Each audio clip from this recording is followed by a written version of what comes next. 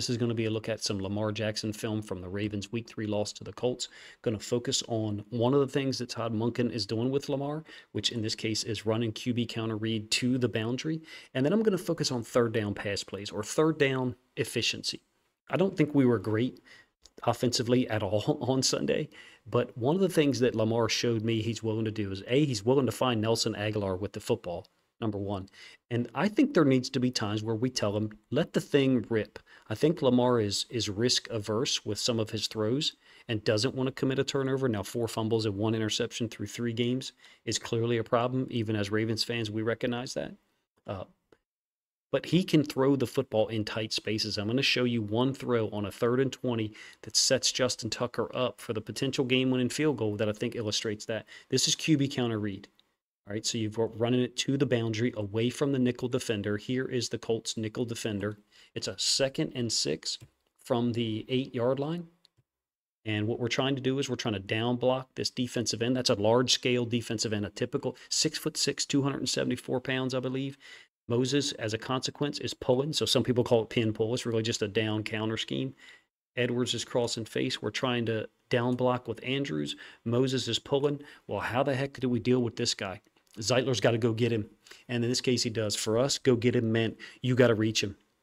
The angle that guy's playing at, I think it's Buckner, allows him to be reached a little bit more easily or in more simple fashion. So as a consequence of us trying to down block a huge defensive end, 54, and then we're trying to reach Buckner, which we did, Mustafer's path gets bowed back.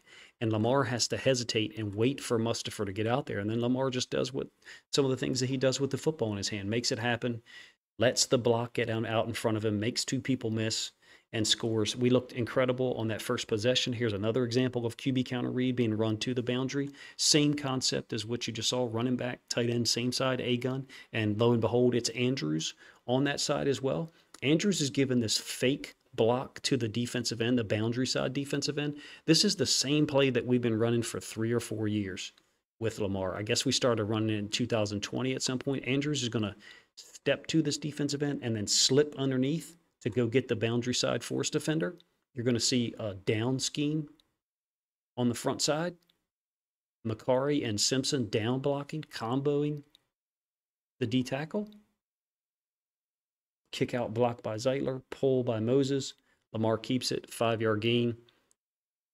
It isn't anything revolutionary in terms of the gain on this play, but I'm showing you that Monken is running it to the boundary. I want to see us run with Lamar less, but there are some situations, this being one of them, where we have to do it to try to get the offense moving. I thought at some point during the 3rd quarter, we made the decision to do some of those things. All right, let's get to some of the throws. We're going to focus on 3rd down throws. This is a 3rd and 8. It's going to be complete to Nelson Aguilar over the middle. It is a quite easy throw, mind you, don't get me wrong. It is 5-man pressure for those who say Lamar crumbles under pressure. He has not played well, great against pressure, don't get me wrong, but there are instances where he's getting rid of the ball quick. Receivers need to make themselves available in terms of making themselves available by cutting off their route. Now, to me, this looks like a design route for Andrews to go over the top and then Aguilar to come underneath. And then if neither one of those guys is open, late in the progression could be Zay Flowers. Lamar, as it is, has already gotten rid of the football. This is a 3rd and 8. I think this is in the 3rd quarter. I think we're down 16-14 at this point, but I could be wrong. I believe the field goal allowed us to go ahead 17-16. Trying to be quick with this because I know that people are trying to watch the Monday night game. This is an unbelievable play, but we've seen this from Lamar before. We saw this against the Jets in week 1 of 2022. We saw this, I believe, against the Browns one time in 2020 in a Monday night football game, but it's a 3rd and 6 from the -25. I think it's 3:30 left in the game. Pressure. You know, maybe we've got Zay Flowers down here. Lamar appears to be looking for Andrews, probably trying to figure out what this safety's doing, where he can fit this ball into Andrews. As it stands, the pressure gets there. We're beat. We're beat at left tackle. We're just beat. The same way that we got beat and gave up the sack that stripped Lamar. Lamar somehow is able to get out of this.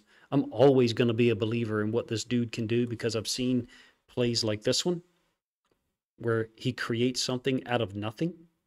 As a defensive coordinator in high school, it was the worst thing in the world to realize you couldn't tackle a quarterback. It's the same thing, same dynamic in the NFL. The only difference is we have a guy who can also throw the ball when we need him to. Have we been consistent offensively? No. It hasn't just been Lamar. This is 40 seconds left in the game, a 3rd and 3 from our own 33-yard line. It's a relatively easy throw. 4-man pressure, zone, and we complete it to Aguilar. I offer to you that Aguilar looks like one of the guys that Lamar is looking for and should look for on 3rd down. I would advocate for a larger role for him. I would also advocate for more targets for Rashad Bateman. Part of that might be Lamar looking to get the ball to Andrews, looking to get the ball to Flowers. But I think at this point, Aguilar has shown us enough film that he's worthy of getting some of these targets. This is a 3rd and 20. Aguilar is the downside X here. This is the end of the game. 11 seconds left in the game. Lamar shoots this throw through there. This is one of those situations where I think Lamar has decided just to let it rip. And I think there's times where he's risk averse, meaning he's not trying to risk an interception for whatever reason, and so he doesn't throw the football and decides to scramble. That's probably a little bit of a generalization. But my point is, this is a situation he decided to let it rip. You could also say, well, coach, there's no pressure. I agree with that as well. But this is a rip throw on 3rd and 20 over the middle to Aguilar that gives us a chance to win, which is my overall point. Even though I don't think Lamar has been consistent throughout the 3 games, it gives us a chance to win every time he's on the field, even when we're missing 5 or 6 or 7 or however many starters we were missing by the end of the football game.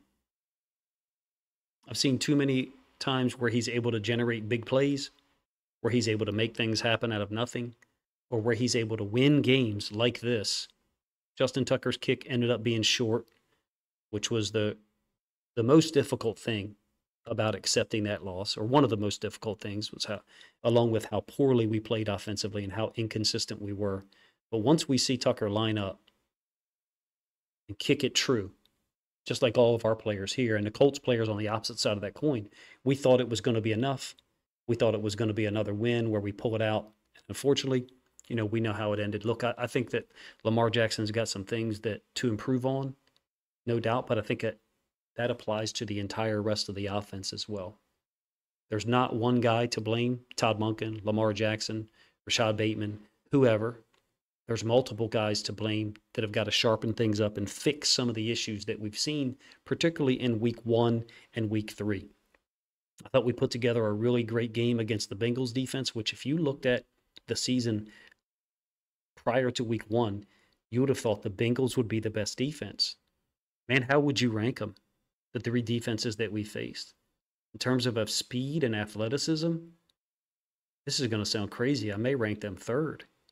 As it stands right now, if you're a Bengals fan, you listen to this now in September or 2 months later, and you want to throw this back in my face, there's no doubt about it that the Bengals are going to improve defensively. But based on the size, speed, and athleticism that we saw on Sunday, the Colts defense has to be respected.